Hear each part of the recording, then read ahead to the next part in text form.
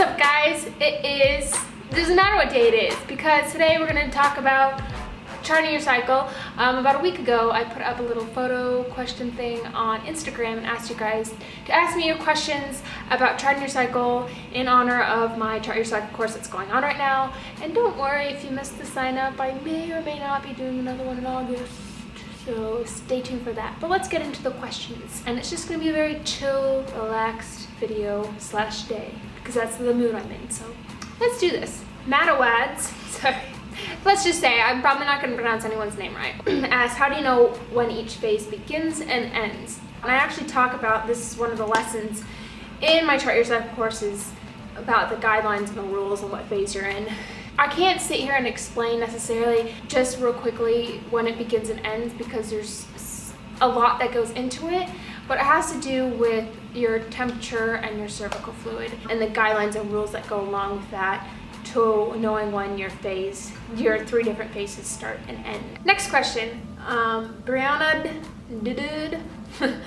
asks, if you track your cycle on paper, what tells you it's your fertile window? To know when your fertile window is your second phase, and kind of going along to that first question of when you know when your different phases start and end. Michelle Marissa asks, what type of thermometer do you prefer, digital or analog?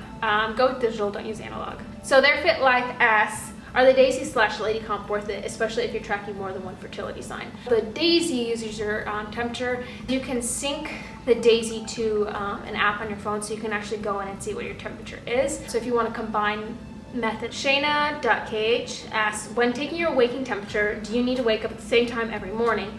Also, does the temperature of your room affect this at all? I'm not so sure about the temperature of your room. I think if it's your room, the same room you sleep in every night, if it's cold or if it's hot, as long as it's consistent, and then when taking your temperature, you do want to take it relatively the same time every morning. And so what I do is I look at, okay, what's the earliest that I get up? And I will wake up with that alarm, take my temperature, and then I will most times go back to bed. Renaz asks, does traveling between time zones affect the FAM method in regard to sleeping / jet lag? So you want to take it after at least 4 hours of sleep. Once you do move into that new time zone, once again, try to be consistent with what time of the morning there you're taking your temperature.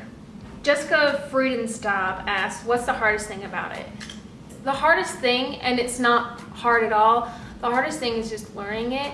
And I say that because once you learn it and you understand it, it's just second nature, and at least it is for me. Next question, Janelle Barosin asks, how can you tell the difference between fertile cervical fluid and non-fertile cervical fluid? Is tracking fluid or temperature more effective? I really like the combination of tracking the two. I look at it this way, the most fertile cervical fluid is like raw egg whites, and that sounds gross, but it's not. It's a good description. There's more of it.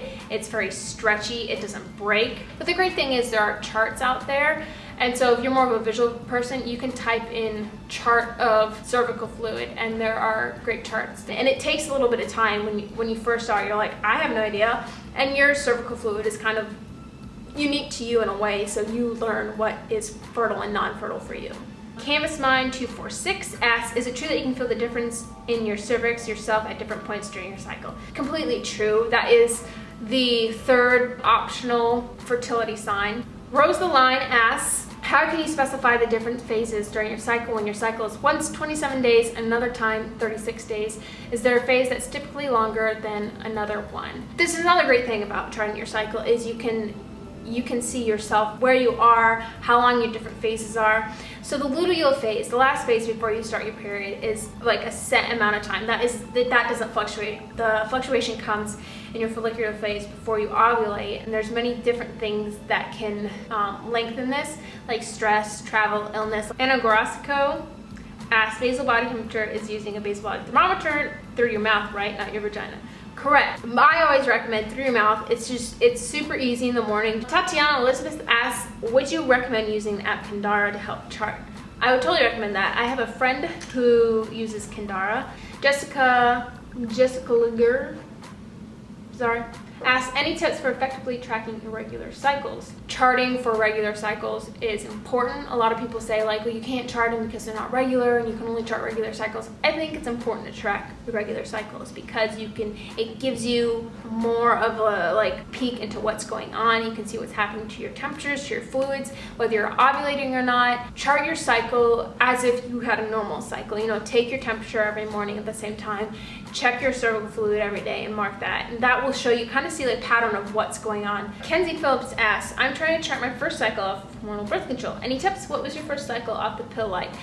My cycle went back to being regular pretty clear off. A lot of people, they don't have regular cycles for a while. Use the guidelines, use the rules, chart it normally as if you're gonna have a regular cycle. Emma Stone asks, where do I start? Books, websites, other resources? I always recommend taking charge of fertility. I think that is just, it's like the fam Bible for me. Resources, I'm a great resource.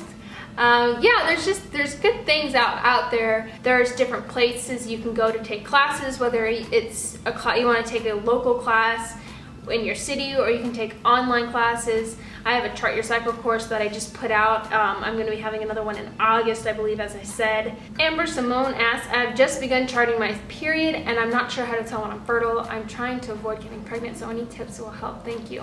Knowing where that phase 2 is very beneficial when you're trying to avoid pregnancy. And for anyone starting off, I should say, you know, be over safe, be over cautious about it, use condoms.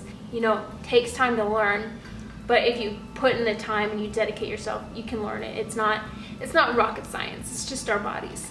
29 asks, when using FAM, are you supposed to remain abstinent during the fertile days? Yes and no. So the tricky thing with this is your fertile days are when you're fertile. That's when you can get pregnant. So you can use a barrier method like a condom, but if the condom's gonna break, having it break during your fertile window is like the worst thing possible because you're fertile and that is the highest chance of you getting pregnant. I think that is it. I think I answered all those questions. Let me know if you have any other questions about charting your cycle, and comment down below if you'd be interested in taking my August course. So far, June is going very well. As well, if you have any other just random things you want to know about me, I think I'm just going to do like a Victoria Q&A. So just if you have any questions about me and my life, go ahead and ask them down below and I'll answer them. And until next time, I'll see you guys. Bye!